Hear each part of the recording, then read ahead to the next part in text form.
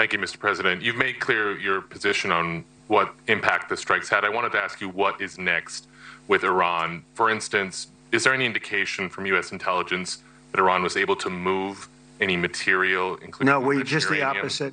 We think we hit them so hard and so fast they didn't get to move. And if you knew about that material, it's very hard and very dangerous to move. It's called in many people, they call it dust, but it's very, very heavy. It's very, very hard to move. And they were way down. You know, they're 30 stories down. They're literally 30, 35 stories down underground. You think you got it all? Oh, yeah, we think we think it's covered with granite, concrete, and steel. And so it's begun. Donald Trump is now engaged in a disinformation campaign to save face by pretending that, despite all of the intelligence information and news reports to the contrary, that in fact the military strikes against Iran's nuclear facilities did obliterate them. Now, of course, that comes in stark contrast to reporting that Iran had, quote, moved equipment and uranium from the site in recent days. There was growing evidence that the Iranians, attuned to Mr. Trump's repeated threats to take military action, had removed 400 kilograms, or roughly 880 pounds, of uranium enriched to 60% purity. That is just below the 90% that is usually used in nuclear weapons. The 60% enriched fuel had been stored deep inside another nuclear complex near the ancient capital of Isfahan. Rafael Mariano Grossi, the Director General of the International Atomic Energy Agency, said by text that the fuel had been last seen by his team of United Nations inspectors about a week before Israel began its attacks on Iran. In an interview on CNN on Sunday, he added that Iran has made no secret that they have protected this material. Asked by text later in the day whether he meant that the fuel stockpile, which is stored in special casks small enough to fit in the trunks of about 10 cars, had been moved, he replied, "I do." And if you're wondering why Trump had such a vested interest in rewriting the narrative here, it's because the reason that Iran was reportedly aware of the impending attack is because Donald J. Trump himself could not control himself when he should have been exercising some discretion.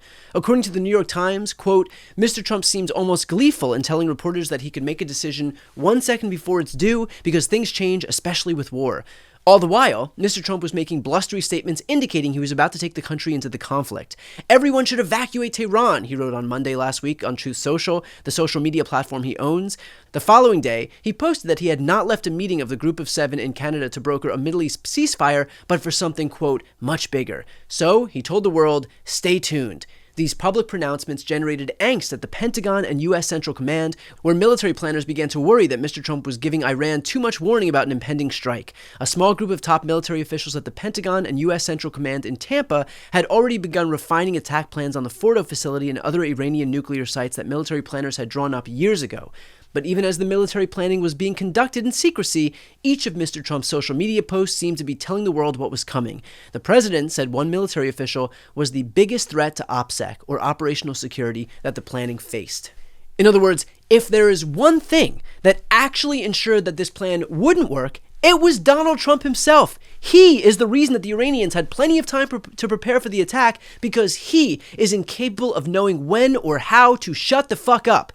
So now, given the fact that reporting suggests that Iran was able to avoid obliteration, for Trump, it is a saving face mission. He doesn't want to be blamed for the screw-up that he himself caused, so his sole goal now is to offer up the talking point that Iran's facilities were 100% obliterated. And if you push back on that, then not only are you a liar, but you hate our military. Which is why he tweeted, "We just caught the failing New York Times, working with fake news CNN, cheating again. They tried to demean the great work our B-2 pilots did, and they were wrong in doing so. These reporters are just bad and sick people. You would think they would be proud of the great success we had, instead of trying to always make our country look bad. Total obliteration." In other words, if you dare report the truth, then you're a traitor to this country.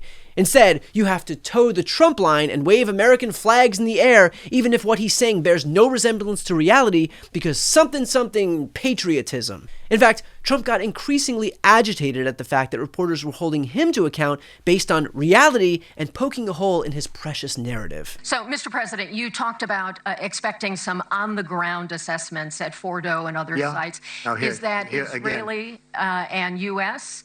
It's been obliterated, Kelly. What is your message then, sir, to the intelligence community when they present reports? You're not disputing the DIA report. You're just... They presented a report that wasn't finished. We're talking about something that took place 3 days ago. I understand that, sir. The report was done so 2 days ago. Wait a minute. Yes. They didn't see it. All they can do is take a guess. Now, if you take a look at the pictures, if you take a look how it's all blackened, you know the fire and brimstone is all underground because it's granite and it's all underground. You don't show it. But even there, with all of that being said, the whole area for 75 yards around the hole where it hit is black with fire. The group that's run by this gentleman, in fact, you may want to talk about it for a second because we're going to issue a report. And I think it's not even a very exciting report at this point. It's been obliterated, totally obliterated. And they did a report, but it was like, if you look at the dates, it's just a few days after it Understood, happened. sir. So they didn't see it. They said it may be very severe. Understood. Do you have a message for the intelligence community, though, in terms of unvarnished information getting to you, that it's not I don't really have a message. I would say issue the report when you know what happened.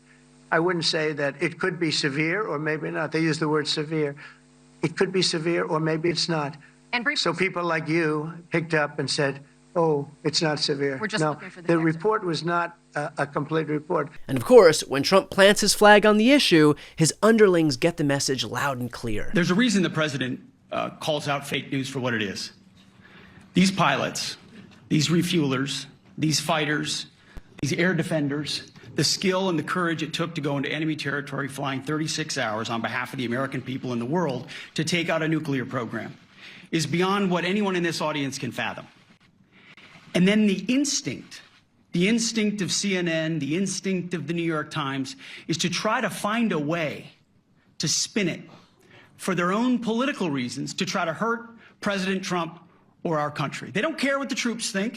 They don't care what the world thinks. They want to spin it to try to make him look bad based on a leak. Of course, we've all seen plenty of leakers. And what do leakers do? They have agendas. And what do? Do they share the whole information or just the part that they want to introduce? And when they introduce that preliminary report that's deemed to be a low assessment, you know what a low assessment means? Low confidence in the data in that report. And why is there low confidence? Because all of the evidence of what was just bombed by 12 30,000-pound bombs is buried under a mountain, devastated and obliterated. So if you want to make an assessment of what happened at Fordo, you better get a big shovel and go really deep, because Iran's nuclear program is obliterated. And somebody somewhere is trying to leak something to say, oh, with low confidence, we think maybe it's moderate. Those that dropped the bombs precisely in the right place know exactly what happened when that exploded. And you know who else knows? Iran.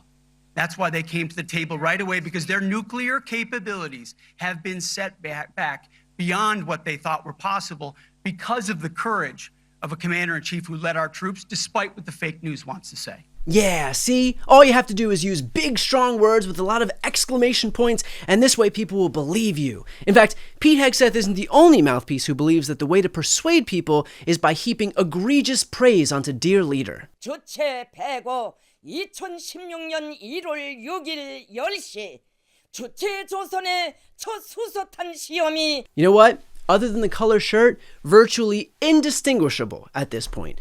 So my advice here is simple. Perhaps don't believe the guy who lies every time he opens his mouth, and who has every incentive in the world to perpetuate this lie in particular, given the fact that he himself would be responsible for the attack not being successful. It's a sad thing when we can't have an ounce of trust in our own government, but unfortunately, that's the reality of the Trump administration on a daily basis.